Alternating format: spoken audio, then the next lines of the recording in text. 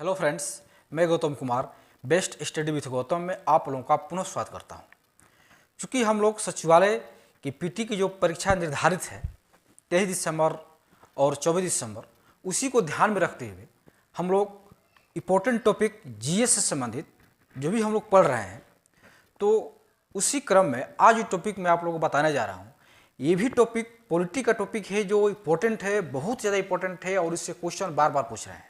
देखिएगा आप लोग, कोई भी एग्जाम हो, इससे संबंधित क्वेश्चन हमेशा पूछे गए हैं, चाहे बीपीएससी हो या बीएसएससी हो, सचिवालय हो, बीएसएससी, किसी भी एग्जाम में इससे संबंधित क्वेश्चन बार बार आप लोगों को देखने को मिलेंगे।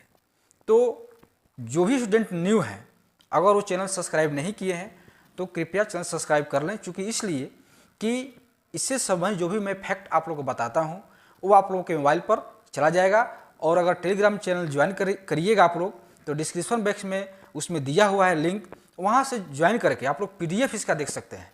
क्योंकि आप केवल वीडियो देख करके उसको याद नहीं कर सकते हैं, जब तक पीडीएफ आपके अवेलेबल नहीं होगा आपके पास, तो आप उसको भली भांति समझ नहीं पाएंगे। इसलिए जो भी न्यू स्टूडेंट हैं उनसे मेरा आग्रह है कि जो भी वीडियो देख रहे हैं तो प्लेलिस्ट में जाइए, वहाँ पर सारे वीडियो का जो प्लेलिस्ट बना हुआ है, सारे विषय का सचिवालय से संबंधित वहाँ पर दिया हुआ है। लगभग 90, 92, 95 वीडियो है सचिवालय से संबंधित। अगर वो वीडियो जाकर देखिएगा तो आप लोगों को पता चल जाएगा कि कितना मैं इंपॉर्टेंट टॉपिक आप लोगों को बता रहा हूँ। क्योंकि जहाँ से आप लोग फंसते हैं, जहाँ आप लोग को दिक्कत होती है, वहीं मैं आप लोग बताने का प्रयास करता हूँ। ऐसे जो आसान टॉपिक है तो आप लोग पढ़ ही रहे होंगे, लेकिन जो सबसे इंपॉर्टेंट टॉपिक है, सबसे कन्फ्यूजिंग टॉपिक है, जहाँ पर बार बार आप लोग एग्जामिनेशन हॉल में गलती करते हैं, वहीं पर मैं आप लोग बताने का प्रयास करता हूँ। तो आज ये जो टॉपिक है, ये 7वीं अनुसूची जो आप लोग पढ़े होंगे, 7वीं अनुसूची में जो संघ सूची, राष्ट्र सूची, समवर्ती सूची दिया हुआ है, इसमें कौन कौन से विषय संघ सूची में है, कौन से राष्ट्र सूची में है, कौन से समवर्ती सूची में है, इसका वर्णन 7वीं अनुसूची में किया गया है। क्योंकि मूल संविधान में आप लोग पढ़े होंगे, उसमें 12 अनुसूचियाँ हैं, 1 से लेकर 12 तक। उसी अनुसूची में 7वीं जो अनुसूची है उसमें सूची का वर्णन किया गया है। तो 7वीं अनुसूची में 3 सूचियाँ हैं। कौन कौन है? संघ सूची, राष्ट्र सूची, समवर्ती सूची। तो संघ सूची में जो मूल संविधान में था, उस संघ सूची में कितने विषय था? 97 विषय। अब वर्तमान में कितना हो गया? 100 हो गया। ये भी देखना है कि किस सूची में कितना विषय है, मूल संविधान में कितने थे और वर्तमान में कितने हैं। उसके बाद राष्ट्र सूची में 66 विषय थे, अब कितना है? 61 विषय। समवर्ती सूची में 47 विषय थे, अब कितना है? 52 विषय। तो इन सूचियों में कौन कौन से विषय हैं, इसको हम लोग देखेंगे। क्योंकि यहाँ से क्वेश्चन पूछ रहे हैं, अगर ये पूछ दे, मान लीजिए कि रेलवे या बीमा किस सूची का विषय है, तो संघ सूची। पशुपालन किस सूची का है? राष्ट्र सूची। तो इसको हम लोग देख रहे हैं कि कैसे इसको याद करेंगे। तो देखिए, पहला है जनगणना, बीमा, रक्षा, रेलवे, डाक अवतार, मुद्रा, बैंकिंग, आरबीआई, स्टॉक एक्सचेंज। ये एक टाइप का है। देखिएगा आप लोग, ये एक टाइप का पढ़ेंगे आप लोग इकोनॉमिक्स में। मुद्रा बैंकिंग, इकोनॉमिक्स में मुद्रा बैंकिंग पढ़े होंगे, आरबीआई, स्टॉक एक्सचेंज, ये सारे एक चैप्टर में आते हैं। इकोनॉमिक्स के एक ही चैप्टर में मुद्रा बैंकिंग में ये सारे टॉपिक आते हैं। स्टॉक एक्सचेंज हो, मुद्रा हो, बैंकिंग हो, आरबीआई हो या अन्य सारे बैंक हो, उस सारे जो फैक्ट हैं एक ही टॉपिक में आते हैं, मुद्रा और बैंकिंग। इसलिए आपको याद करने में आराम होगा। मुद्रा, बैंकिंग, आरबीआई, स्टॉक एक्सचेंज एक टाइप का हो गया। उसके ऊपर जो है जनगणना, बीमा, रक्षा, रेलवे और डाकतार एक टाइप का है। उसके बाद निगम कर, सीमा शुल्क और आयकर, ये देखिए एक टाइप का है। सीमा शुल्क, निगम कर और आयकर, कृषि छोड़ करके। आयकर जो इनकम टैक्स है, जो कृषि से इनकम होता है, उसको छोड़ करके आयकर, ये भी ध्यान देना है। कृषि छोड़ करके इनकम टैक्स। तो 3 टैक्स हो गया। कौन कौन? निगम कर, सीमा शुल्क और आयकर, ये हो गया। इसके अलावा देखिए, विदेशी कार्य और विदेशी व्यापार एक टाइप का है, इसको याद कर लेंगे। विदेशी कार्य यानी विदेश विभाग जो होता है, मतलब रक्षा, यहाँ पर रक्षा है, रक्षा मंत्रालय, और यहाँ पर विदेशी है। तो विदेशी कार्य और विदेशी व्यापार एक टाइप का। खनिज, परमाणु ऊर्जा लगभग एक टाइप का है। खनिज, परमाणु ऊर्जा जो है खनिज से संबंधित है। मान लीजिए थोरियम परमाणु में प्रयोग किया जाता है, यूरेनियम परमाणु में प्रयोग किया जाता है। तो खनिज और परमाणु ऊर्जा एक टाइप का हुआ। उसके बाद देखिए, राष्ट्रीय राजमार्ग, थल सेना, नौसेना, वायुसेना, बंदरगाह, ये तीनों एक टाइप का है।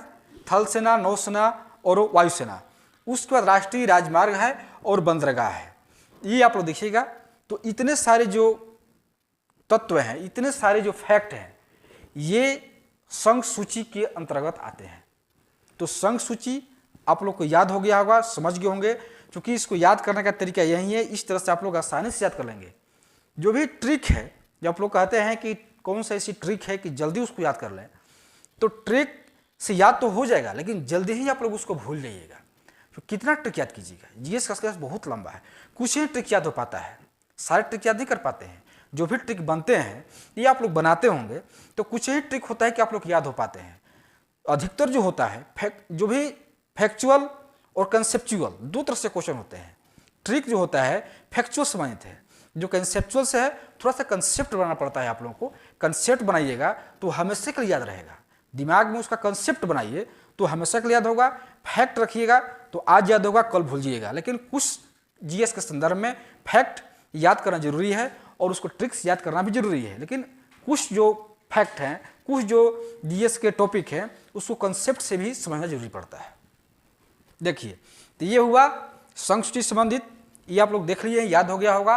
अब चलते हैं राष्ट्र सूची संबंधित। इसको भी हम लोग एक तरीके से याद करते हैं, कोई ट्रिक नहीं है, बस एक तरीका है। तरीका समझिएगा, आप लोग जल्दी याद हो जाएगा।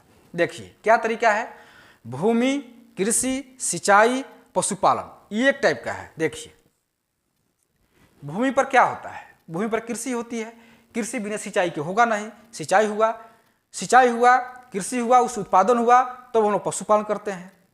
पशुपालन, जो भी पशु हम लोग पालन करते हैं, तो उसको खान पान की व्यवस्था कहाँ से होती है, जो भी सिंचाई कृषि हुई है उसी से उसकी खान पान की व्यवस्था होती है। तो ये सारे एक टाइप के हैं। भूमि पर कृषि होगा, कृषि बिना सिंचाई के होगा नहीं। सिंचाई हुआ, उसके बाद जो उत्पादन हुआ वो पशुओं के लिए चारा के रूप में हुआ, तो पशुपालन हुआ। तो भूमि, कृषि, सिंचाई, पशुपालन एक टाइप का है। उसके बाद हम चलते हैं शराब, पुलिस, न्याय व्यवस्था और जेल। देखिए ये एक टाइप का है। शराब का सेवन करेंगे तो पुलिस आएगी, उसके बाद न्याय व्यवस्था पे जाइएगा, यानी कोर्ट में जाइएगा, और कोर्ट आपको जेल में डाल देगी। तो ये एक टाइप का है। कौन कौन, शराब, पुलिस, न्याय व्यवस्था और जेल, एक टाइप का हो गया। उसके बाद चलते हैं लोक स्वास्थ्य, स्वच्छता, स्थानीय स्वशासन और बाजार एवं मेला, ये एक टाइप का है। ये सारे के सारे स्थानीय संबंधित थे, यानी लोकल से संबंधित थे। ये जो चार जो पॉइंट है इसमें देखिएगा, लोकल का कहीं कहीं इसमें अंश मिलेगा आपको। क्या है, बाजार एवं मेले। कहाँ बाजार मेला लगता है, लोकल मार्केट में। बाजार एवं मेले छोटे छोटे शहर में, छोटे छोटे मार्केट में लगते हैं बाजार एवं मेले। और स्थानीय सुशासन भी क्या है, गांव के शासन के लिए। स्थानीय सुशासन जो आया हुआ था 1992 में, देखिएगा आप लोग पॉलिटी में, वो क्या था, ग्रामीण परिवेश के लिए था। तो स्थानीय सुशासन हुआ, बाजार एवं मेले हुआ, और स्वच्छता और लोक स्वास्थ्य भी स्थानीय लेवल पर ही ज़्यादा है। तो लोक स्वास्थ्य, स्वच्छता, स्थानीय सुशासन और बाजार मेले एक टाइप का है। तो इस तरह से आप लोग को राष्ट्र सूची समय जितने विषय हैं, इतना ही विषय नहीं है, विषय तो 61 है, विषय इतना ही नहीं है। जो भी इतना देख रहे हैं ये 61 में से इंपोर्टेंट छटा गया है। ये जो है 100 में से इतना छटा गया है। विषय तो 100 है, लेकिन इसको इतना अलग करके जो इंपॉर्टेंट है, जो क्वेश्चन पूछते हैं जहाँ से, उसी को लिखा गया है।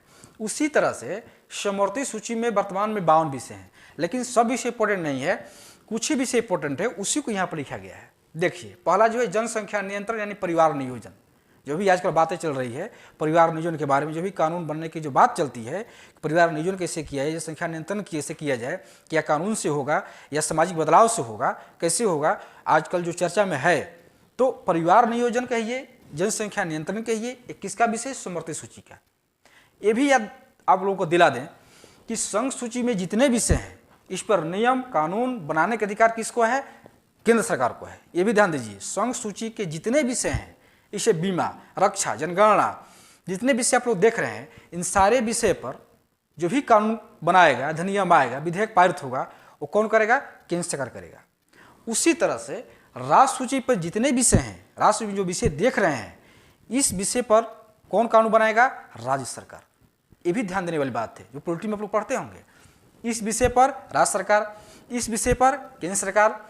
और है एक समवर्ती सूची, इसमें जो विषय हैं इस पर कौन कानून बनाएगा, केंद्र सरकार और राज्य सरकार दोनों इस पर कानून बनाएगा। लेकिन अगर दोनों में अगर मतभेद हो जाए, किसी मान लीजिए वन या कारखाने, किसी विषय पर मतभेद हो गया राज्य सरकार और केंद्र सरकार में, तो केंद्र सरकार की प्राथमिकता दी जाएगी। इस समवर्ती सूची का विषय है। तो समवर्ती सूची में देख रहे थे कौन कौन विषय है। पहला है जनसंख्या नियंत्रण यानी परिवार नियोजन। दूसरा है आर्थिक नियोजन। आर्थिक नियोजन आप लोग इकोनॉमिक्स में पढ़ते होंगे। प्रथम पंचवंशीय योजना, योजना आयोग, प्रथम से लेकर के 12वीं पंचवर्षीय योजना तक योजना पढ़े होंगे आप लोग। राष्ट्रीय विकास परिषद पढ़े होंगे। ये आर्थिक नियोजन से संबंधित है। तो परिवार नियोजन, आर्थिक नियोजन, उसके बाद कारखाना, वन, वन्य जीव अभ्यारण्य, शिक्षा, विवाह एवं तलाक, बिजली, दवा, समाचार पत्र, मजदूर संघ और राष्ट्रीय जलमार्ग। इन सारे विषय को देखने से आप लोग क्या लग रहा है? देखने से ये लग रहा है कोई विषय इसमें से लेकर चलिए, मान शिक्षा लेकर चलिए। शिक्षा जो भी आजकल भारत में दी जा रही है, इसमें क्या आप लग रहा है? शिक्षा केंद्र और राज्य सूची दोनों संबंधित है। न ये केवल केंद्र सूची का विषय है, न ये केवल राज्य सूची का विषय है। इसी तरह से अन्य भी जो फैक्ट है, जैसे परिवार नियोजन, ये न केवल केंद्र सूची का विषय है, न राज्य सूची का विषय है। क्योंकि परिवार नियोजन से अगर केंद्र कोई निर्णय कोई कानून बनाता है केंद्र, उससे राज्य सरकार असहमत हो जाती है। मान लीजिए बिहार के ही संदर्भ में जो भी बिहार के जो प्रशासक है वो परिवार नियोजन के मामले में अलग अपनी राय रखते हैं और केंद्र अलग अपनी राय रखता है। केंद्र कहता है कि हम नियम बनाएंगे, राज्य सरकार कहती है कि सामाजिक बदलाव से होगा, शिक्षा से होगा। मतलब कहने का ये है कि इस पर राय भिन्न भिन्न हो सकती है। इसके जो विषय हैं, विषय को देखने मात्र से आपको लगेगा कि इस पर राय अलग अलग हो सकती है। जिससे मान लीजिए बिजली है, विवाह एवं तलाक है, इस पर अलग अलग राय हो सकती है। केंद्र का अलग राय है, राज्य सरकार का अलग राय है। तो ये सारे समवर्ती सूची के विषय हैं। यहाँ से भी क्वेश्चन बनते हैं कि कौन सा विषय समवर्ती सूची का है। तो आप लोग इसको याद कर लीजिए। इसको आप लोग मैं बता दिया हूँ, इसको मैं बता दिया हूँ। तो उसी तरह से 7वीं सूची में 3 विषय, संघ सूची, राज्य सूची, समवर्ती सूची, जो अभी आप लोगों ने देखा। तो आज सूची से संबंधित 7वीं सूची में जो 7वीं अनुसूची में जो सूची दी गई है उसी की चर्चा हम लोग किए हैं। ऐसे कितने अनुसूचियां हैं? 12। देखिएगा आप लोग संविधान में 12 अनुसूचियां हैं, 1 से लेकर 12 तक। तो 12 में जो 7वीं सूची में 3 सूचियों की चर्चा है, वही 3 सूचियों की चर्चा में आप लोग किया, केंद्र सूची, राज्य सूची, समवर्ती सूची। तो उम्मीद है कि ये वीडियो जो मैं आप लोग बताया हूँ, आज जो पॉलिटी का जो चैप्टर है वो जो मैं आप लोग समझाया हूँ, बिल्कुल इस समझ में आ गया होगा। फिर भी अगर कहीं समझ में नहीं आए तो कमेंट बॉक्स में कमेंट कीजिए। मैं आप लोग को बताने का, समझाने का पुनः प्रयास करता हूँ। क्योंकि मेरा ये ध्येय ही है कि सचिवालय में जो एग्जाम होने वाला है 23 और 24 दिसंबर को, उसमें अधिकतम से अधिकतम जीएस में क्वेश्चन हल कर पाएँ और आप लोग का सिलेक्शन हो। मैथ और रीजनिंग तो आप लोग बहुत ही बेहतरीन ढंग से बना ही रहे होंगे, क्योंकि इसमें रीजनिंग और मैथ का भी बहुत बड़ा योगदान है। देखिएगा आप लोग, रीजनिंग जो 50 क्वेश्चन आ रहे हैं वो बहुत बड़ा रोल अदा करेगा।